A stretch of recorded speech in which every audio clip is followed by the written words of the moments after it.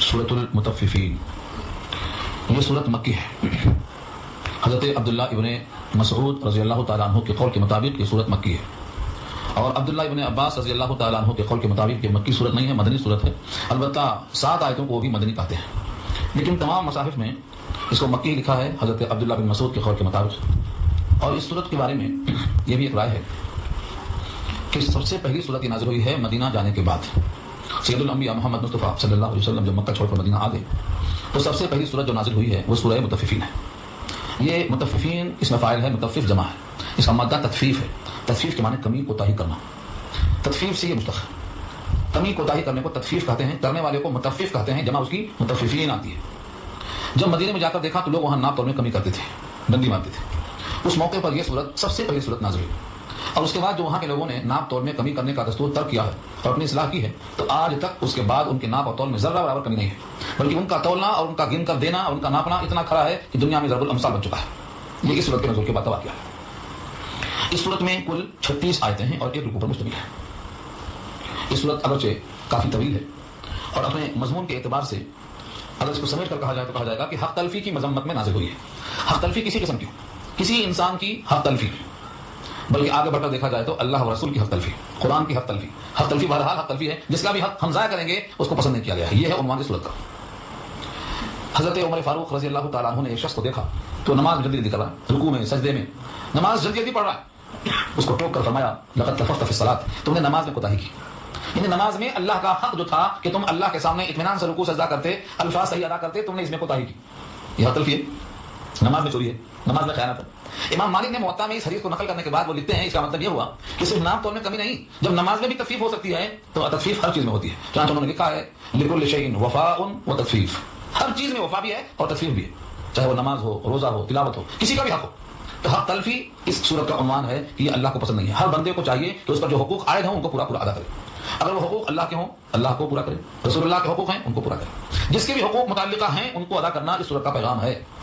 لفظوں کے ساتھ دیکھیں، وَيْلٌ لِّلْمُطَفِّفِينَ الَّذِينَ إِذَا اكْتَالُوا عَلَى النَّاسِ يَسْتَوْفُونَ وَإِذَا كَالُوهُمْ أَوْ وَّزَنُوهُمْ يُخْسِرُونَ أَلَا يَظُنُّ أُولَٰئِكَ أَنَّهُمْ مَبْعُوثُونَ لِيَوْمٍ عَظِيمٍ يَوْمَ يَقُومُ النَّاسُ لِرَبِّ الْعَالَمِينَ۔ وَيْلٌ خرابی ہے، لفظی ترجمہ ہے وائل کا خرابی، اور جہنم کے ایک کنویں کا نام بھی وائل ہے۔ اور جہنم کا یہ کنواں ایسا ہے جس میں جہنمیوں کے دھون اور ان کے پیپ اور ان سے نکلنے والا ہر پانی وہاں جمع ہوتا ہے، اس کو غسلین بھی کہا گیا ہے۔ یہ سب خرابی ہے اس مقام پر پہنچنے والوں کے حق میں۔ تو ویل کے معنی مطلق خرابی لفظی اعتبار سے، اور جب جہنم کا وہ کنواں ہے جس سے دوسرے حصے پناہ مانگتے ہیں وہ وہاں جو پہنچے گا اس کے حق میں خرابی ہونا ظاہر ہے۔ تو دونوں معنی کے اعتبار سے خرابی ہی ترجمہ کیا گیا ہے۔ للمطففین، لیل کے معنی لیے، لام زر لی جو اردو میں ہے استعمال ہوتا ہے یہ، جس کے معنی لیے، اور مطففین جمع ہے، اس کا واحد ہے مطفف، اس میں فاعل کمی کرنے والا، گھٹانے والا، خسارہ کرنے والا، مادہ اس کا تخفیف ہے، بمعنی تنقیص، کم کر دینا۔ تو خرابی ہے گھٹانے والوں کی۔ الذین اذا اکتالوا علی الناس یستوفون، وہ لوگ کہ جب اکتال قائل سے بنا ہے، کچھ چیزیں ناپ کر دی جاتی ہیں، کچھ چیزیں وزن کر کے دی جاتی ہیں۔ تو وزن کے لیے تو وزن جو اردو میں استعمال ہے یہی عربی ہے، او وزنہم علی الہا، اور لفظ قائل جس کے معنی آتے ہیں ناپ کر دینا، لیٹر 2 لیٹر دودھ دیتے ہیں یہ ناپ کر دیتے ہیں، کچھ چیزیں گن کر دی جاتی ہیں۔ یہاں پر لفظ اکتال آیا ہے اور لفظ قائل آیا ہے۔ اکتال باب افتعال سے تھوڑا سا معنی بدلتے ہیں۔ اذا اکتالوا علی الناس، جب لوگوں پر تولتے ہیں، کیوں تولتے ہیں لوگوں پر؟ اپنا حق وصول کرنے کے لیے۔ یستوفون، تو پورا پورا وصول کر لیتے ہیں، مطلب کوئی چیز کم نہیں چھوڑتے، اپنا پورا حق لے لیتے۔ اپنا پورا حق لینا معیوب نہیں ہے، لیکن یہاں معیوب کیوں ہے وہ غور سے دیکھیے۔ وَإِذَا كَالُوهُمْ أَوْ وَزَنُوهُمْ يُخْسِرُونَ، اور جب لوگوں کو قیل یعنی ناپ کر دیتے ہیں، او وزنوہم یا ان کو وزن کر کے دیتے ہیں، یخسرون تو خسارہ کر کے گھٹا دیتے ہیں، دم نہیں مار دیتے۔ تو ناپ تول میں کمی کرنا، دیتے ہوئے اور لیتے ہوئے پورا لینا، لیتے ہوئے پورا لینا معیوب نہیں ہے، لیکن دیتے ہوئے کم کرنا، اس کے ساتھ جب جوڑیں گے تو معنی کیا ہوگا؟ اس آدمی کے پاس 2 پیمانے ہیں، لیتے ہوئے پورا لیتا اور دیتے ہوئے کم کر کے دیتا ہے۔ تو ہمارے اردو میں کیا کہتے ہیں بھائی کمی بیشی کرنا درست نہیں، بیشی درست ہے لیکن کمی کے ساتھ جب لگائیں گے تو کمی بیشی کا مطلب یہ ہوتا اپنا حق دوسروں پر یا دوسروں کا اپنے ذمہ یہ لینا درست نہیں۔ قرآن کریم کی مراد یہ ہے کہ جس طرح تمہارا حق دوسروں کے پاس رہ جائے یا دوسروں کا حق تمہارے پاس رہ جائے، دونوں صورتوں میں حق تلفی ہے، یہ درست نہیں ہے۔ جب لیتے ہوئے پورا لیتے ہو تو دیتے ہوئے پورا دینا چاہیے۔ اسی آیت سے یہ بات معلوم ہوئی کہ صرف قیل اور وزن مراد نہیں۔ اگر کوئی سیب دیتا ہے گنتی سے، گن کے دے رہا ہے سیب، وہ بھی اسی میں آتا۔ کوئی آدمی صلاحیت دیتا ہے، صلاحیتوں کو نہ آپ تول سکتے، نہ گن سکتے، نہ اس کو ناپ سکتے، تو صلاحیت کا استعمال کیسے ہوگا؟ مراد یہاں ہے کسی بھی آدمی کا حق کسی کے ذمہ ہے تو اس کی حق تلفی جائز نہیں، یہ حرام ہے۔ حق تلفی والا حرام ہے۔ اب دیکھنا یہ ہے کہ ایک بندے کا حق دوسرے بندے پر جب حرام ہے تو پھر اگر بندے اللہ کا حق مارتے ہیں یہ بھی حرام ہے۔ اللہ کا حق کیا ہے؟ حدیث پاک میں آیا ہے، یہ بحث کی شاید چکی ہے بندے کا حق اللہ پر کیا ہے اور اللہ کا حق بندے پر کیا ہے؟ اللہ کا حق بندے پر یہ ہے کہ بندے اللہ کے ساتھ کسی کو شریک نہ کریں، اس کی عبادت کریں، اس کے ذات اور صفات میں کسی کو شریک نہ کریں. یہ اللہ کا حق ہے بندوں پر، اور بندوں کا حق اللہ پر واجب نہیں ہے، لیکن اللہ نے اپنے اوپر لازم کر لیا اپنے شفقت اور رحمت اور محبت کی وجہ سے کہ جو بندہ میرے ساتھ اللہ کے غیر کو شریک نہیں کرے گا میں اس کو عذاب نہیں دوں گا. یہ اللہ نے اپنے اوپر لازم کر لیا. تو شرک اور کفر نہ کرنا یہ اللہ کا حق بندے پر ہے، اور ایسے مواہب کو عذاب نہ دینا یہ بندے کا حق اللہ پر ہے. ماذا حق العبد علی اللہ وماذا حق اللہ علی العبد، حضور سے پوچھا گیا، حضور نے جواب دیا. یہ روایتیں سب موجود ہیں. اس کا حاصل کیا نکلا؟ جب اللہ کا حق ہے، رسول اللہ کا حق ہے، قرآن کا حق ہے، ماں باپ کا حق ہے، پڑوسیوں کا حق ہے، ایسے ہی لین دین میں خریدنے والے بیچنے والے کا حق ہے. کسی کے حق کو کمی کرنا جائز نہیں. عام طور سے لوگ نوکری کرتے ہیں، نوکری کرنے کا مطلب یہ ہوتا ہے کہ آپ نے کچھ وقت ان کو دے دیا اس صلاحیت کے ساتھ جو آپ کو حاصل ہے. اگر آپ نے صلاحیت میں کمی کی لگانے میں یا وقت میں کمی کی لگانے میں تو دونوں صورتوں میں تکلیف ہے، اور اس میں کوتاہی کمی اچھے سے ہو رہی ہے. بس ایک ہی شکل ہے کہ اللہ اس کو معاف فرمائے. جب آدمی نے اپنا وقت دیا صلاحیت کے ساتھ اس کی قیمت لیا تو اس کا وقت اور صلاحیت دونوں میں کچھ کمی کوتاہی کرنا تکلیف میں آتا ہے. اسی لیے آدمی کو چاہیے کہ اپنے پورے فرائض کو، ذمہ داری کو صحیح ڈھنگ سے ادا کرے. وَإِذَا كَالُوهُمْ، اور جب ناپ کر دیں ان کو، او یا وزنوہم، وزن کر کے دیں ان کو. وزن کرنا یا وزنوہ اردو میں استعمال. یخسرون، تو گھٹا کر دیتے ہیں. عام طور سے ڈنڈی مارنا، کپڑے میں کراس کاٹ دینا یا گنتی میں خراب مال ڈال دینا، یہ تمام چیزیں ایک ہی وجہ سے ہوتی ہیں. اس کی یہ وجہ اللہ نے بیان کر دی ہے. الا یظن، کیا ان کو گمان نہیں ہے، یعنی کیا وہ خیال نہیں رکھتے ایسا؟ اولئک، کہ وہ لوگ، انہم، بے شک، مبعوثون، اٹھائے جائیں گے، ان کو قیامت میں حساب دینے کے لیے اٹھایا جائے گا. کیا ان کو ایسا گمان اور خیال نہیں ہے؟ اور یہی ایک وجہ ہے. جس کو آخرت میں اٹھائے جانے کا یقین ہے وہ کسی کی حق تلفی کرنے پر تیار نہیں ہوگا. یہاں تک کہ کوئی بھی نہیں جانتا ہے کہ یہ فلاں کے پاس حق موجود ہے، لیکن جس کو حساب کی فکر ہے وہ رات کی تنہائیوں میں اندھیریوں میں ڈرتا ہے جب تک کہ وہ ادا نہ کر دے. یہ ایک ہی فکر ہے جو انسان کو اٹھائے جانے کی فکر پیدا کر دیتی ہے، تو پھر وہ کسی کا حق اپنے پاس نہیں رکھتا. نبی صلی اللہ علیہ وسلم نماز عصر کے بعد دوڑ کے اٹھے. صحابہ نے دیکھا کہ آپ ہمیشہ نماز کے بعد اطمینان سے کچھ دیر بیٹھتے تھے، اچانک عصر کے بعد اٹھ کے چلے گئے اور جلدی کے ساتھ گئے. آپ نے کہا سونے کا ایک ٹکڑا رہ گیا تھا، مجھے خیال آیا ایسا نہ ہو کہ میرے پاس وہ رہ جائے اور میں دینا بھول جاؤں، میں رات گزاروں اس سونے کے ساتھ. یہ میرے دماغ میں آیا تو میں جلدی سے جا کے اس کو ادا کر کے آ رہا ہوں. یہ کیا ہے؟ یہ فکر ہے. آدمی جو فکر مند ہوتا ہے تو اس کے لیے اجرت کرتا ہے، کوشش کرتا ہے. جس آدمی میں آخرت میں حساب دہی کا تصور پیدا ہو گیا وہ دنیا میں کسی کا حق مار نہیں سکتا. اور جتنے لوگ دوسروں کا حق مارتے ہیں ان کی دل کی گہرائیوں میں ٹٹول کر آپ کو یہ نکلے گا کہ ان کو حساب کی فکر نہیں ہے. اور حساب کی فکر نہ ہونا یہ ایمان کے ناقص اور نہ ہونے کی دلیل ہے، کیونکہ ایمان بیوم الحساب جزو ایمان ہے. 7 چیزیں ایمان مفصل میں ہیں، ان میں قیامت کے دن پر حساب کتاب کا یقین کرنا ضروری ہے. والبعث بعد الموت، مرنے کے بعد اٹھانا ہے اور اس اٹھنے کے بعد بندے کو حساب و کتاب دینا ہے. ان چیزوں کا یقین کرنا ضروری ہے. اسی وجہ سے اللہ فرماتے ہیں لیوم عظیم، بڑے دن میں اٹھائے جائیں گے. وہ بڑا دن کون سا ہوگا؟ جس کا نام ہے فیصلے کا دن، حساب کا دن. اس دن لوگ کس حالت میں ہوں گے؟ یوما، جس دن یقوم الناس، کھڑے ہوں گے لوگ، رب العالمین، رب العالمین کے لیے. سارے جہان کے انسان کھڑے ہوں گے. یوم یقوم الناس، جس دن کھڑے رہیں گے لوگ. کس کے سامنے کھڑے ہوں گے؟ رب العالمین کے سامنے کھڑے ہوں گے. جسم پر ایک دھاگا نہیں ہوگا، ننگے کھڑے ہوں گے. سر سے پاؤں تک ان کے جسم پر کوئی کپڑا نہیں ہوگا. جس طرح دنیا میں اللہ نے پیدا کیا تھا اور بغیر کپڑوں کے پیدا کیا تھا، ایسے ہی یہ اس دن اللہ کے سامنے بغیر لباس سے کھڑے ہوں گے. تفصیل تیار حدیثوں میں آ چکی. اتنا خطرناک اور اتنا زیادہ لوگوں پر ہول تاری ہوگا کہ کوئی کسی کی طرف دیکھنے کی جرات نہ کرے گا. بی بی عائشہ کے سوال کے جواب موجود نے فرمایا. تو سب انسان وہاں کھڑے ہوں گے اور جب تک یہ 5 سوالوں کے جواب نہ دے دیں جو سورۃ تکاثر میں آ چکے ہیں، کسی کے پاؤں وہاں سے نہیں چلیں گے، سب کھڑے رہیں گے. ہر شخص کھڑا رہے گا اپنے اپنے پسینے کے مطابق. کسی کا پسینہ گھٹنے تک ہوگا، کسی کا کمر تک ہوگا، اور کسی کا پسینہ اتنا ہوگا کہ اس کے منہ میں لگام ہوگی پسینے کی. اس طرح سے یہ لوگ ڈوبے ہوئے ہوں گے. اس موقع پر 2 قسم کے لوگ 2 حالتوں میں پائے جائیں گے. کلا، ہرگز نہیں، یہ حرف ادا ہے، جھڑکنے کے لیے ہے. یعنی جس کے دماغ میں جو کچھ ہے سب نکال دو. حقیقت یہ ہے انا، بے شک، کتاب الفجار. فجار جمع ہے فاجر کی، اور فاجر اس میں فاعل ہے. فجر کو فجر کیوں کہتے ہیں؟ رات کی سیاہی کو پھاڑ کر سفیدی باہر آتی ہے تو اس کو فجر کہتے ہیں. اور پانی بھی نہروں کی مٹی کو پھاڑ کے نکل جاتا ہے تو نہر کے پانی کو بھی فجرنا الانہار کہا اللہ نے، نہروں کو اتار دیا. اور فاجر کو فاجر کہنے کی وجہ یہ ہے کہ وہ بھی شریعت کی چادر پھاڑ کے اپنی خواہش پوری کرتا ہے. خدا کا حکم توڑ کے جتنے بھی مسائل ہیں اسلام کے ان تمام کی پرواہ کیے بغیر اپنی خواہش کو پوری کرتا ہے، اس کو فاجر اور فاسق کہا جاتا ہے. ان کتاب الفجار، یہ کون لوگ ہوئے؟ فجار فاجر کی جمع ہے، یعنی ایسے لوگ جو گناہگار ہوں گے جنہوں نے اپنی خواہشیں پوری کی، خدا کا حکم توڑ کے، رسول اللہ کا حکم توڑ کے، شریعت کی چادر پھاڑ کے اپنی خواہشیں پوری کی ہیں. یہ پورے فجار. ان کا کتاب، کتاب کا معنی کتابچہ، روز نامچہ، روز لکھتے رہے صبح شام، کس دن کون سا گناہ کیا، کس وقت میں کیا، کہاں پر کیا، پوری تفصیل کے ساتھ ان کا کتاب، ان کتابچہ، اعمال نامہ.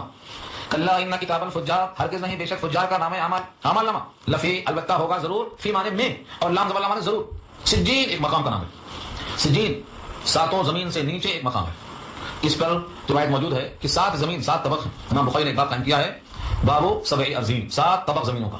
اس کے نیچے سجین ہے اور وہ سجین کے اندر فجار کے نام اعمال درج ہوں گے. اللہ نے خود سوال کیا، وما ادراک ما سجین، تمہیں معلوم ہے کہ سجین کیا ہے؟ وما ادراک، یہ وما ادراک باہر آیا جہاں ابھی سوال کو اہم بتانے کے لیے متوجہ کرنا مقصود ہے. وما ادراک، تمہیں کیا معلوم؟ ما سجین، سجین کیا ہے؟ کتاب مرقوم. کتاب مرقوم، کتاب ہمارے یہاں دفتر ہے. کتاب بمانا مکتوب لکھا ہوا, مرقوم بھی لکھا ہوا. تو لکھا ہوا ایک دفتر ہے, اس میں کیا لکھا ہوا ہے, یہ سب کے سب جتنے اب فجار ہیں ان تمام کی تفصیلات نام اعمال کی مالک کی ہوئی. ویل یومئذ للمکذبین, ویل ابھی آ چکا, ویل مانے خرابی. سورہ مرسلات میں یہ بار بار آیا ہے, ویل یومئذ للمکذبین, بار آ چکا ہے. سورہ مرسلات پارہ 29 میں 10 مرتبہ آیا. خرابی ہے اس دن جھٹلانے والوں کی. کیا جھٹلانے والوں کی؟ جو فیصلے کا دن نہیں مانتے, حساب کا دن نہیں مانتے, جنت اور دوزخ نہیں مانتے, جو بھی یوم آخرت سے متعلق باتیں ہیں ان کی تکذیب کر دیتے, ان کے لیے اس دن ویل, خرابی ہے اس دن جھٹلانے والوں کی. الذین یکذبون بیوم الدین, جو لوگ جھٹلاتے ہیں فیصلے کے دن کو, انصاف کے دن کو جھٹلاتے ہیں, ان تمام کے لیے ہلاکت ہے, خرابی. ایک جھٹلانا ہے زبان سے کہ قیامت نہیں مانتے, فیصلے کو نہیں مانتے, اور ایک جھٹلانا ہے اپنے عمل سے کہ عمل بتاتا ہے کہ آپ کو کوئی فکر حساب کی نہیں ہے, یہ بھی جھٹلانا ہے. اس کا نام ہے عمل سے جھٹلانا, اور زبان سے جھٹلائے تو قول سے جھٹلانا, دونوں کی تقسیم ہے. ارائیت الذی یکذب بالدین میں یہ بات آ چکی ہے. معلوم ہے کہ دین کو جھٹلاتا کون؟ جو یتیم کو دھکے دیتا ہے وہ جھٹلاتا ہے. تو دھکے دینا یہ قول نہیں ہے, عمل ہے. یتیم کو دھکے دینے والا فیصلے کے دن کو جھٹلاتا ہے کہ اللہ فیصلہ کر دی. تو جھٹلانا زبان سے یہ قول ہے, لیکن یتیم کو دھکے دینا یہ عمل ہے, یہ بھی جھٹلانا ہے قیامت کے دن کو عمل کے ذریعے سے. تو معلوم یہ ہوا جھٹلانے کی دو شکلیں, جو انسان حساب کی فکر نہیں کرتا اور لوگوں کے مال ہڑپ کرنا چاہتا, وہ زبان سے لاکھ کہے کہ میں مانتا ہوں, لیکن عملاً اس کا اظہار کر رہا ہے کہ وہ نہیں مانتا. وما یکذب به الا کل معتد اثیم, یہاں سے واضح کر دیا کہ دیکھو جھٹلاتا کون ہے. جھٹلاتا کون ہے تو نشاندہی کس کی کیا؟ عمل کی. وما یکذب به, اور اس کو جھٹلاتا ہے وہی کون جھٹلاتا ہے؟ ہر حد سے آگے بڑھ جانے والا گنہگار. یعنی اگر ترجمہ کریں گے نیگیٹو میں, وما یکذب به, اور نہیں جھٹلاتا ہے اس قیامت کے دن کو, الا مگر کل ہر معتد, تجاوز کر جانے والا, اثیم گنہگار. جو شخص گناہ میں مبتلا ہے, جو شخص انسانیت کے حدود سے آگے بڑھ جانے والا ہے, وہ سمجھ لو کہ وہی ہے جھٹلانے والا. اذا تتلی علیہ آیاتنا, جب پڑھی جاتی ہیں اس پر ہماری آیتیں, قال, تو کیا کہتا ہے؟ اساطیر الاولین, پہلوں کی داستان ہے یہ. تو اساطیر جمع ہے اسطورہ کی, اور الاولین جمع ہے اول کی, پہلوں کی داستان ہے یہ. آدم کا ذکر, حوا کا ذکر, نوح کا ذکر, یہ سب پہلے گزر چکے ہیں, ان کی داستان ہے اور کچھ بھی نہیں. آیتوں پر تبصرہ یہ ہوتا ہے اس میں اگلی داستان ہے, اس میں کیا ملے گا؟ کلا, ہرگز نہیں. یہ صرف اگلوں کی داستان نہیں ہے, بلکہ یہ تمہارے دل پر زنگ لگ چکا ہے, تم کو سمجھ میں نہیں آ رہا. کلا, ہرگز نہیں. بلکہ, جو اردو میں ہے بلکہ, وہی یہاں بھی ہے بلکہ. رانا علی قلوبہم, رنگ اور زنگ پکڑ گیا ہے تمہارے دل پر, ان کے دل پر زنگ لگ گیا. رانا کے معنی آتے ہیں زنگ آلود ہو جانا, زنگ آ لگا علی قلوبہم, ان کے دل پر. قلوب قلب کی جمع ہے. لوگ سمجھتے ہیں کہ زنگ صرف لوہے کو لگتا, یہاں اللہ فرماتے ہیں ان کے دل کو زنگ لگ گیا.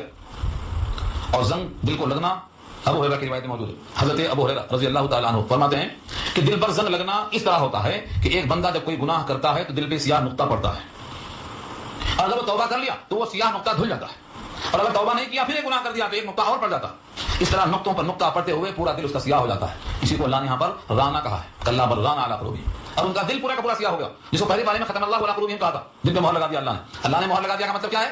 تم نے اپنے گناہوں کے ذریعے سے دل کو زنگ آلود کر دیا ہے, اب اس میں کوئی حق بات جاتی ہی نہیں. یہ ہے ختم اللہ کا مطلب. جیسے چھری کام میں نہیں لائی, رکھے رکھے رکھے رکھے زنگ پکڑ لیا, زنگ آلود ہو گئی, نکمی ہو گئی, کام میں نہیں آتی. ایسے یہ دل گناہ کرتے کرتے اور اللہ سے غفلت ہوتے ہوتے زنگ آلود ہو گیا, اب اس دل میں کوئی بات نہیں اترتی. یہ ہے اصل دل انسان کے لیے بادشاہ. جب دل بگڑتا ہے تو انسان سدھر نہیں سکتا. حدیث میں آیا الا فی کل جسدکم مضغہ, ہر جسم میں, ہر انسان کے اندر اللہ نے گوشت کا ایک لوتھڑا رکھا ہے. الا مانے آگاہ رہو, ان فی جسدکم لمضغہ, تمہارے جسم میں ایک لوتھڑا. اذا صلح الجسد كله واذا فسد الجسد كله الا وهي القلب, جب وہ لوتھڑا صحیح ہوتا ہے جسم پورا صحیح ہوتا ہے, اور وہ لوتھڑا خراب ہو گیا تو جسم پورا خراب ہو جاتا ہے. اور آگاہ رہو وہ دل ہے. دل خراب کیسے ہوتا ہے؟ گناہوں کی کثرت سے, توبہ نہ کرنے سے, استغفار نہ کرنے سے, تلافی نہ کرنے سے, کفارہ نہ دینے سے, کسی کا حق ادا نہ کرنے سے, یہ گناہ ہوتے ہوتے دل سیاہ ہو جاتا ہے. اللہ کے حبیب کا ارشاد ہے کہ ہر چیز کی صفائی کا ایک طریقہ ہوتا ہے, کپڑا صاف کرنا, برتن صاف کرنا, بڑے بڑے دیگچے خلی کر کے صاف کیے جاتے ہیں. ایسے دل کی صفائی کا بھی ایک سائیکل ہوتا ہے. لکل شیء سقالۃ وسقالۃ القلوب ذکر اللہ, اور دل کی خلائی اللہ کی یاد سے ہوتی ہے. اس لیے ذکر اللہ کثرت سے کرنا چاہیے تو دل آپ کا صاف رہے گا, دل کے تمام امراض سے پاک صاف رہے گا. کلا بل ران علی قلوبہم ما کانوا یکسبون, ہرگز نہیں بلکہ زنگ پکڑ گیا ہے ان کے دلوں پر ما کانوا یکسبون, ان کے کرتوت کی وجہ سے. ما کانوا جو کیا کرتے ہیں, کمایا کرتے ہیں, یکسبون کسب کرنا, کمانا اردو میں استعمال ہے, کسب کمائی.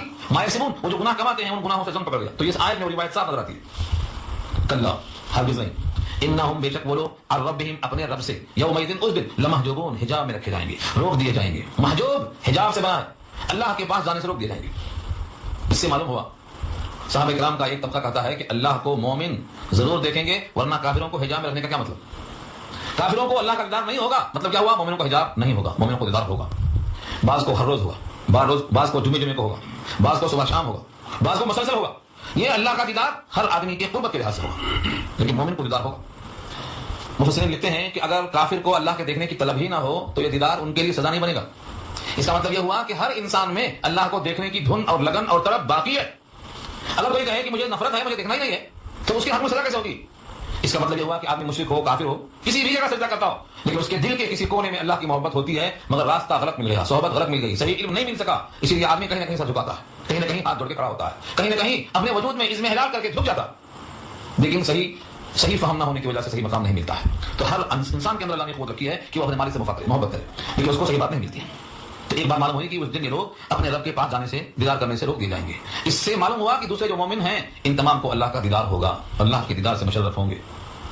ثم انہم لصالو الجحیم، پھر بے شک وہ لوگ البتہ پہنچیں گے دوزخ میں، یعنی جو اللہ کے دیدار سے محروم ہوں گے ان کو بالآخر پہنچنا پڑے گا دوزخ کے حصے میں۔ لصالو کے معنی صلا کے معنی آتے ہیں جڑنا، اصل میں سل جڑ جا، لصالو یہ پہنچیں گے، گریں گے، الجحیم دوزخ میں، بالآخر دوزخ میں پہنچیں گے۔ ثم یقال، پھر کہا جائے گا، فرشتے کہیں گے اور ان کو اس واسطے کہا جائے گا، یہ لوگ جھٹلاتے تھے عیسیٰ کو، کہا جائے گا ھذا الذی کنتم بہ تکذبون، یہی تو ہے وہ آگ، یہی تو ہے وہ جھوٹ، تم جس کو جھوٹ سمجھا کرتے تھے یہ وہ آگ ہے، ھذا الذی کنتم بہ تکذبون، تم جس کو جھٹلایا کرتے تھے یہ وہی ہے، اب عذاب چکھو، جھٹلانا ہے تو جھٹلا لو، یہ ان سے کہا جائے گا۔ یہ انجام کس کا ہوا؟ فاجروں کا ہوا، جو بد کردار ہیں، جن کے دل پہ زنگ لگ چکا ہے، جو قیامت کے فیصلے کو تکذیب کرتے ہیں، جھٹلاتے ہیں، ان کا انجام ہوا۔ اس کے بعد ان کا تذکرہ شروع ہوتا ہے جو جھٹلاتے نہیں بلکہ تعمیل ارشاد میں لگے ہوئے ہیں۔ کلا، ہرگز نہیں، ان کتاب الابرار، بے شک ابرار کے اعمال نامے، ابرار جمع ہے بارن کی، بارن بنا ہے بر سے، نیکی، اور بارن نیکی والا، ابرار جمع ہے اس کی، نیکوکار لوگ، ان کا کتابچہ، ان کا نام اعمال لفی علیین، علیین میں، اور لفی میں جو لام زبر لا ہے اس کے معنی ضرور، البتہ ان کے نام اعمال علیین میں ہیں۔ علیین اور سجین دو چیزیں بڑی تشریح طلب ہیں۔ علیین کیا ہے؟ اللہ سوال کرتے ہیں، وما ادراک ما علیون، تمہیں معلوم بھی ہے، تجھے خبر بھی ہے علیین ہے کیا؟ کیا چیز ہے؟ کتاب مرقوم، ایک دفتر ہے لکھا ہوا، ایک دفتر لکھا ہوا، وہ بھی دفتر تھا سجین کا، فجار کے نام اعمال کا، یہ بھی دفتر لکھا ہوا ہے، علیین میں ابرار کا لکھا ہوا ہے، یعنی ابرار کے زندگی کا تمام حساب کتاب موجود ہے۔ یشہدہ المقربون، یشہدہ، شہیدہ یشہدہ مانے مشاہدہ کرنا، دیکھنا، حاضر ہوتے ہیں اس کے پاس، المقربون، فرشتے، نزدیک والے فرشتے۔ مقرب اردو میں استعمال ہے، جمع مقربون کی ہے، قرب سے بنا، جو اللہ کے یا اس عرش کے قریب قریب ہیں، وہ فرشتے اس کا مشاہدہ کرتے ہیں، اس کو دیکھتے ہیں۔ یہاں دو چیزیں ہیں، یشہدہ میں ہو کی ضمیر اگر جاتی ہے علیین کی طرف تو علیین کو دیکھتے ہیں، اور اگر جاتی ہے کتابچے کی طرف، اعمال نامے کی طرف، تو اس کو دیکھتے ہیں، یعنی نیک لوگوں کے اعمال نامے کو دیکھتے ہیں، نیلامی کرتے ہیں، کسی میں کوئی گھٹا بڑھا نہیں سکتا، یا اس کتابچے کے مقام کو دیکھتے ہیں جہاں پارا ہوتا ہے۔ دونوں صورتوں میں معنی یہی آئیں گے کہ ابرار کے تمام نیک اعمال جہاں رکھے گئے ہیں ان اعمال ناموں کا پارا ہے، اس مقام کا پارا ہے، اس میں کوئی کمی زیادتی نہیں کر سکتا ہے۔ یہی حال فجار کے نام اعمال کا بھی۔ ان الابرار لفی نعیم، بے شک ابرار لوگ نعمتوں میں ہوں گے، نعیم نعمت سے بنا ہے، اور نعمت اردو میں استعمال ہے یعنی ہر قسم کے آرام، بے شک نیک لوگ آرام میں ہوں گے۔ علی الارائک ینظرون، ارائک جمع ہے اریکتن کی، تھپر کٹ مسہری، ینظرون دیکھتے ہوں گے، یعنی مسہریوں پر بیٹھ کر دیکھتے ہوں گے۔ کیا دیکھتے ہوں گے؟ ایک منظر نہیں ہوگا بلکہ ہر وقت منظر بدلتا جائے گا، اس واسطے اس کا ذکر نہیں کیا کہ کیا دیکھتے ہوں گے، مگر دیکھتے ہوں گے۔ تعریف فی وجوہہم نظرۃ النعیم، پہچان لیں گے آپ ان کے چہروں میں تازگی نعمتوں کی، تعریف آپ پہچانیں گے۔ تعریف اردو میں استعمال ہوتا ہے جس کو ہم بولتے ہیں معروف، سب اس کو جانتے ہیں، معروف اور مشہور کا مطلب کیا ہے؟ سب اس کو جانتے ہیں، پبلک۔ تو تعریفوں کے معنی آپ پہچانتے ہوں گے، فی وجوہہم، وجہ کی جمع ہے، ان کے چہروں میں پہچانتے ہوں گے کیا؟ نظرۃ، تازگی۔ جب آدمی بہت زیادہ عائش میں ہوتا ہے تو وہ تازگی اس کے چہروں سے ظاہر ہوتی ہے، نعیم نعمتیں، تو نعمتوں کی تازگی ان کے چہروں میں آپ پہچانتے ہوں گے۔ چہرہ کیا ہے؟ یہ پورے جسم کی نمائندگی کرتا ہے، اگر افلاس ہے، فقر و فاقہ ہے تو چہرہ بولتا ہے، تازگی ہے، نعمتوں کی بہاریں ہیں تو چہرہ بولتا ہے۔ چہرہ نمائندہ ہے شخصیت کا، انسان کے اندر کیا ہے یہ چہرہ ظاہر کر دیتا ہے۔ اسی واسطے حکم ہے کہ چہرے کو بھی نمائندہ بنا کے رکھو، یہ نیکیوں کا، متقیوں کا نمائندہ ہے، اس کی نمائندگی کرتا ہے۔ یہاں وہی کہا اللہ نے کہ ان کے چہروں میں آپ تازگی نعمتوں کی محسوس کریں گے، اور جب مومن اور متقی ہوتا ہے تو تقوی بھی محسوس کریں گے، اور فاسق و فاجر ہوتا ہے تو فسق و فجور بھی آپ محسوس کریں گے۔ یسقون، پلائے جائیں گے، ساتھی پلانے والے کو بولتے ہیں، یسقون اس کا مضارع مجہول ہے، پلائے جائیں گے، ان کو پلائی جاتی ہے کیا؟ من رحیق مختوم، رحیق کے معنی شراب، اور مختوم کے معنی آتے ہیں مہر لگی ہوئی، سر بمہر، یعنی اس کو کوئی آدمی کھول کے نہیں پیش کرے گا بلکہ وہ آپ کے سامنے بند ہوگی، آپ ہی اسے کھول کر پیئیں گے۔ اور رحیق خالص شراب، دنیا کی شراب صرف نام کے اعتبار سے شراب کو ہم کہیں گے کہ ہم پہچانتے ہیں، ورنہ یہ شراب بندہ نہیں پہچانتا، صرف نام کا اشتراک ہے۔ یہ شراب خالص مہر لگی ہوئی ہوگی، یہ ان کو پلائی جائے گی۔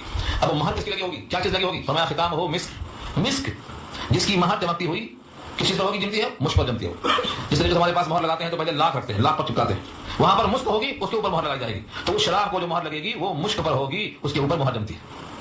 یہ تمام نعمتیں ان بندوں کے واسطے ہیں جو اللہ کے وعدوں پر یقین کرتے ہیں۔ فرمایا وفی ذالک فلیتنافس المتنافسون، اس میں کوشش کرنا چاہیے، مقابلہ اس میں کرنا چاہیے کہ وہ ہم کو شراب ملے جس کی مہر مشک پر جمتی ہے، جو رب کریم پلائیں گے۔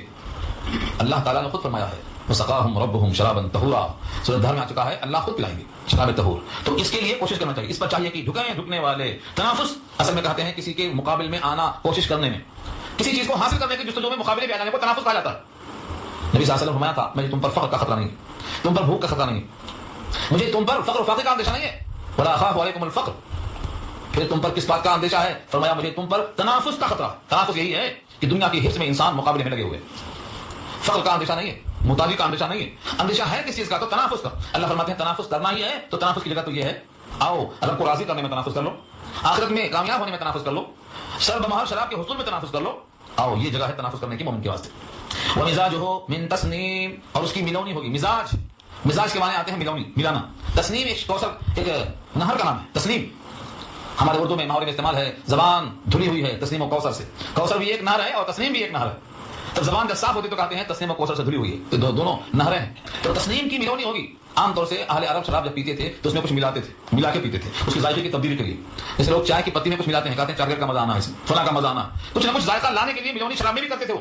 اللہ فرماتے ہیں سودھا آ چکا ہے کہ وہاں سون ملائیں گے, زنجبیل ملاوٹ کریں گے وہاں. یہاں فرمایا ہے کہ وہ اس کی ملونی ہوگی تسنیم سے. تسنیم ہے کیا؟ فرمایا عینن, ایک چشمہ ہے. یشربو بہ المقربون, مقرب لوگ اس سے پیئیں گے. تو مقربین کے واسطے تیار کیا ہوا ایک چشمہ ہے, اس کا نام تسنیم ہے. اس کی ملونی اس شراب میں ہوگی تو مقرب لوگ پیئیں گے. مقرب سے مراد کون ہیں؟ جن کو اللہ کا قرب حاصل ہو.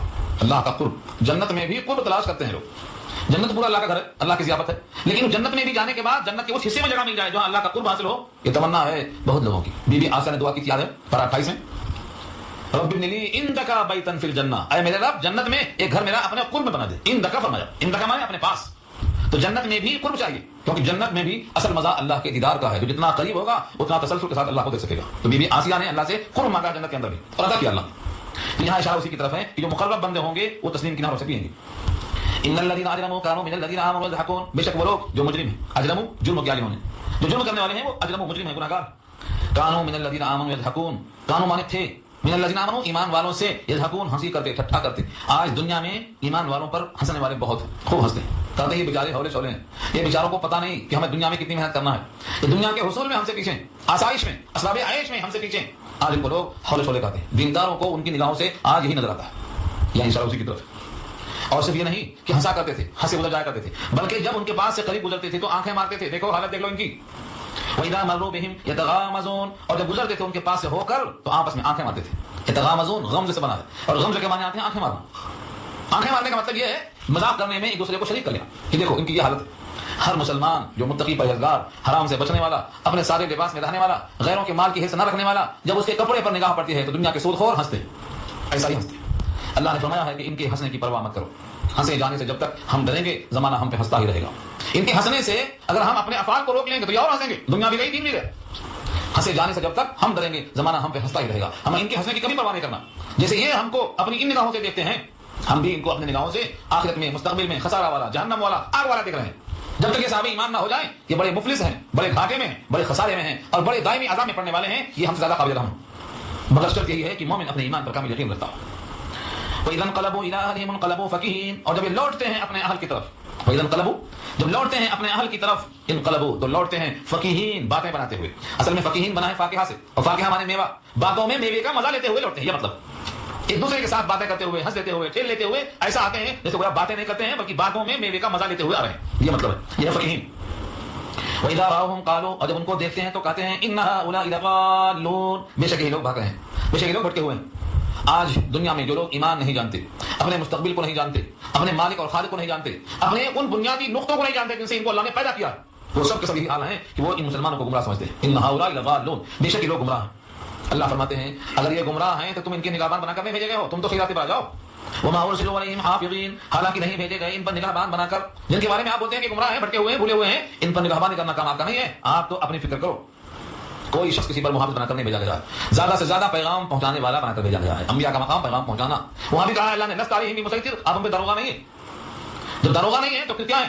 فإنما علیک البلاغ, آپ کا ذمہ صرف پہنچانا ہے, پہنچا دینا آپ کا ذمہ ہے. تو پھر ان کافروں کو کسی پر ہنسنے کی کیا ضرورت ہے, اور یہ کہنے کی بیچارے بھٹکے ہوئے ہیں, یہ کوئی کسی کے محافظ نہیں ہے, ان کو اپنی فکر کرنا چاہیے. فَالْيَوْمَ الَّذِينَ آمَنُوا مِنَ الْكُفَّارِ يَضْحَكُونَ, تو بس آج وہ لوگ جو ایمان لے آئے ہیں, من الکفار, کافروں سے, یضحکون, ہنستے ہیں. دنیا میں کافر مومنوں پر ہنستے رہے, اب آخرت میں مومن کافروں پر ہنستے رہیں گے. اور کیسا ہنسیں گے؟ علی الارائک ینظرون, مسہریوں پر بیٹھ کر دیکھتے ہوئے, ان کے حالت کفر کی وجہ سے جہنم میں جلتا ہوا دیکھ کر ہنسیں گے. حل ثوب الکفار, کیا عمدہ بدلہ ہے کافروں کا. ثوبا, ثواب کے معنی بدلہ, اسی سے یہ مجہول ہے. ثوبا, کیا بدلہ دیا گیا. الکفار, کافروں نے کیا بدلہ پایا. ما کانوا یفعلون, جو کچھ وہ کیا کرتے تھے اس کے عوض مٹا دیا. اس صورت میں ہمیں ایک خاکہ بنایا, اور وہ یہ ہے کہ حق تلفی جرم ہے. حق تلفی کرنے والے کے نام اعمال سجین میں ہوں گے, اور حق ادا کرنے والے کے نام اعمال علیین میں ہوں گے. علیین ساتوں آسمان سے اوپر, عرش کے نیچے ایک مقام ہے, اور سجین ساتوں زمین سے نیچے ایک مقام ہے. اصل چیز اب شروع کرنا چاہ رہا ہوں میں کہ خاکہ آپ کے سامنے آ گیا. پوری صورت میں آپ محسوس کرتے ہوں گے کہ دنیا میں ایمان والوں پر کافر ہنستے ہیں اور آخرت میں انشاءاللہ مومن کافروں پر ہنسیں گے. اور اس صورت کا پیغام یہ ہے کہ دونوں کی روح اکٹھا نہیں ہوتی. علیین میں مومن کی روح اور سجین میں کافر کی روح. کافر کی روح سجین میں کیوں اور مومن کی روح علیین میں کیوں؟ اللہ نے دونوں کا مقام الگ کر دیا ہے انجام کے اعتبار سے. کیونکہ جنت کی 4 نہریں بھی حضور نے دیکھا تھا معراج کے موقع پر. وہ کہاں دیکھا تھا؟ 7 آسمان سے اوپر دیکھا تھا. تو جنت کہاں ہے؟ جنت 7 آسمان سے اوپر عرش اعظم کے نیچے ہے. وہاں علیین ہے. اس علیین میں جو روحیں ہیں ان روحوں کو جنت میں سیر کرنے کا موقع ملتا ہے. وہاں سے قربت ہے. چنانچہ سورہ یاسین میں واقعہ پڑھ چکے ہیں آپ نجار کا جو شہید کر دیے. کیا کہا؟ سبز پوٹوں میں ان کی روحوں کو اللہ رکھ دیتے ہیں اور وہ پرندوں کی شکل میں عرش کے نیچے معلق اندھیروں میں سیر کرتی ہیں. جہاں چاہتی ہیں کھاتی ہیں اور پیتی ہیں. اور روایت یہ ہے کہ صرف شہیدوں کا ذکر ہے وہاں, لیکن حقیقت یہ ہے کہ ہر مومن کے واسطے علیین کا مقام ہے اور وہاں جنت کی سیر بہت آسان ہے. جنت کی سیر کرنا بہت آسان ہے. اور سجین جو فجار کے نام اعمال ہے وہ 7 زمین سے نیچے ہیں اور جہنم بھی 7 زمین سے نیچے. جہنم کا مقام ہوئی. تو جو مقام سجین کا ہے بدروحوں کا, وہاں سے سجین اور جہنم قریب ہے.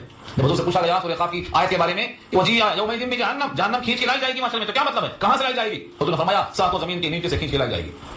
تو سجین کا مقام جو نیچے زمین میں ہے کیونکہ وہاں سے جہنم قریب ہے. اور حدیث میں آتا ہے کافروں کی روح کے لیے جہنم کی کھڑکیاں کھل جاتی ہیں, وہاں سے سزائیں شروع ہو جاتی ہیں. تو سجین میں اس واسطے ہیں وہ لوگ کہ جہنم وہاں سے قریب ہے اور علیین اوپر ہے جہاں سے جنت قریب ہے. اپنے انجام کے اعتبار سے آدمی کو وہیں رکھا جاتا ہے, ویٹنگ روم میں جہاں اس کو بیٹھنا ہوتا ہے. یہ انتظام کر دیا. اب ایک طویل بحث بڑی لطیف ہے, توجہ کے ساتھ آپ سمجھیں گے تو شاید سمجھ میں آ سکے. انسان کے جسم میں ایک روح ہے, وہ روح اللہ کا حکم ہے. وہ روح جسم انسانی کے اندر جب آتی ہے تو جسم انسانی کے اندر آتی ہے تو اس کو ہم روح کہتے ہیں. لیکن روح کہاں رہتی ہے, جسم میں کس مقام پہ رہتی ہے؟ اس مقام کا نام نفس ہے اور وہ نفس کو بھی روح کہا جاتا ہے. تو یہ 2 قسم کی روح ہو گئی, ایک نفس جس کا نام روح اول ہے اور ایک ہے روح جس کا نام نسمہ ہے جو پہلے روح کے اندر داخل ہوتی ہے.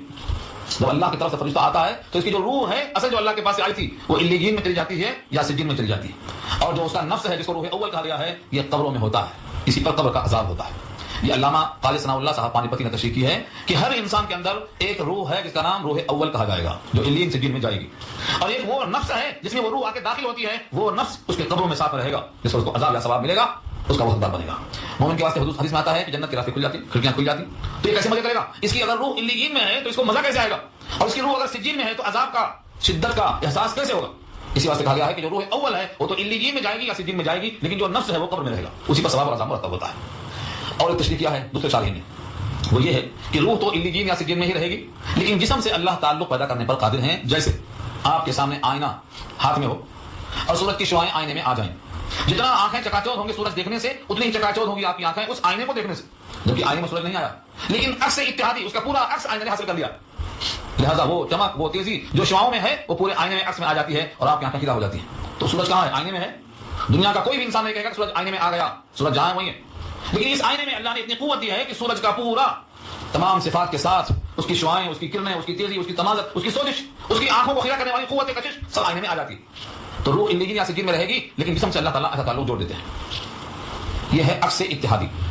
انسان کے لیے کسی چیز سے قربت کے لیے ایک مثال ہے. یہ مومن کے اندر جو قلب ہے اس میں جو نور ایمان ہے, اس کا جو منبع سید الانبیاء کی ذات ہے جہاں سے آپ نور کا اکتساب کیا ہے, اس سے خاص تعلق ہے. جتنی قربت بڑھے گی اتنا اتحادی عکس ایسے ہی پیدا ہوتا ہے. جس طرح سورج سے آئینے کو جتنا ڈائریکشن سیدھا ہوگا اتنا صحیح سمت میں اس کا نور منعکس ہو کے آئے گا, اور ڈائریکشن چینج کر دیجیے آپ تو کچھ بھی نہیں آئے گا.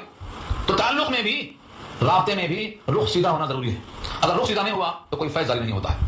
تو روح قبر میں ہو یا علیین میں ہو, سجین میں ہو, جہاں بھی ہو, اللہ کی طرف سے مختلف روایتیں نبی صلی اللہ علیہ وسلم نے پیش کی ہیں. اس کا سب کا خلاصہ یہ ہے کہ جب بندہ مومن حق تلفی نہیں کرتا اور سب کے حق ادا کرتا ہے تو نعمتوں سے سرفراز ہوگا. روح نکلنے کے دن سے لے کر آخری دن تک ہر دن اچھا ہوتا چلا جائے گا. اور جب بندہ کسی کی حق تلفی کرتا ہے تو اپنے ایمان کو وہ خراب کر لیتا ہے, کیونکہ ایمان آخرت میں حساب دہی کا گویا ختم ہو گیا. اسی لیے بندہ اس عذاب سے دوچار ہوتا ہے. تو حق تلفی ایک اتنا بڑا جرم ہے کہ اس کی سزا بتایا اللہ نے, تاکہ ہر انسان اپنے تمام حقوق واجبات کو ادا کرنے کی کوشش کرے کہ قرآن کا مجھ پر کیا حق ہے, اللہ کا حق کیا ہے, رسول اللہ کا حق کیا ہے, پڑوسی کا حق کیا ہے, ماں باپ کا حق کیا ہے, بیوی بچوں کا کیا حق ہے, ہر ایک حق ادا کر دو تاکہ حقوق کسی کے آپ کے ذمہ باقی نہ رہ جائیں. آخری بات میں عرض کر کے ختم کروں گا. حضور صلی اللہ علیہ وسلم کا وہ سوال دوبارہ آپ سن چکے ہیں, میری امت کا مفلس کون ہے؟ صحابہ نے کہا جس کے پاس مال نہ ہو, درہم و دینار نہ ہو, سونا چاندی نہ ہو. فرمایا حضور صلی اللہ علیہ وسلم نے نہیں, میری امت کا مفلس وہ نہیں ہے. میری امت کا مفلس وہ ہے کہ قیامت میں بہت مال لائے گا نیکیوں کی شکل میں, نیکیوں کا پہاڑ لے کے آئے گا, لیکن کسی کو گالی دی ہوگی, کسی کو مارا ہوگا, کسی کی زمین دبائی تھی, کسی کا قرضہ لیا تھا ادا نہیں کر دیا, کسی کا حق مار لیا. مختلف قسم کے حقوق والے لائن میں کھڑے ہوں گے کہ اللہ اس کو بخشش کرنے سے پہلے ہمارے حقوق ہم کو دے دیے جائیں. اللہ تعالیٰ ہر ایک کو حق دیتے رہیں گے اور وہاں دینے کے واسطے وہی ثواب ہے جو اس کے پاس بہت تھا, ڈھیروں تھا. دیتے دیتے پورا نیکیوں کا پہاڑ ختم ہو گیا, لیکن لائن ختم نہیں ہوئی, مانگنے والے ابھی باقی ہے. اب کیا کریں؟ ان لوگوں کے گناہ لے لے کر ان کے اوپر ڈالتے چلے گئے. جتنی نیکیاں لے کے آیا تھا سب ختم ہو گئی. اب اتنی ہی جگہ پر گناہوں کا انبار لگ گیا. اب یہ شخص گناہوں کے انبار کے ساتھ جہنم میں جائے گا. حضور نے فرمایا کہ میری امت کا مفلس یہ شخص ہے. اس لیے حق تلفی بہت خطرناک جرم ہے. حق تلفی سے بچو. اگر ساری نیکیاں حاصل کر لیں گے لیکن لوگوں کے حقوق ہمارے ذمہ باقی رہ جائیں گے تو یہ حقوق ہم کو ادا کرنے پڑیں گے ثواب کی شکل میں, تو نیکیوں کا پہاڑ ہمارا ختم ہو جائے گا. اس لیے نیکیوں کو بچانا جنت میں جانے تک ضروری ہے. کمانا آسان ہے, روکنا جمع کرنا بہت مشکل ہے. لوگ فضول خرچی میں مال اڑا دیتے ہیں, کہتے ہیں بھائی کمانا تو آسان ہے, جمع کرنا مشکل ہے. نیکیوں کا وہی حال ہے. نیکی کرنا آسان ہے, نیکیوں کو تھام کے روک کے رکھنا یہ مشکل ہے. یہ پیغام ہے اس سورہ تطفیف کا. اللہ تعالیٰ عمل کرنا آسان فرمائے.